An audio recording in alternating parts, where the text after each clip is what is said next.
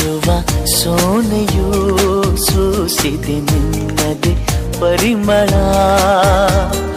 ಇನ್ಯಾರ ಕನಸಲು ನೀನು ಹೋದರೆ ತಳಮಳ.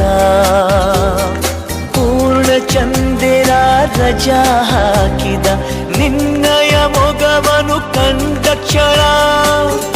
ನಾ ಖೈದಿ ನೀನೆ ಸೆರೆಮನೆ.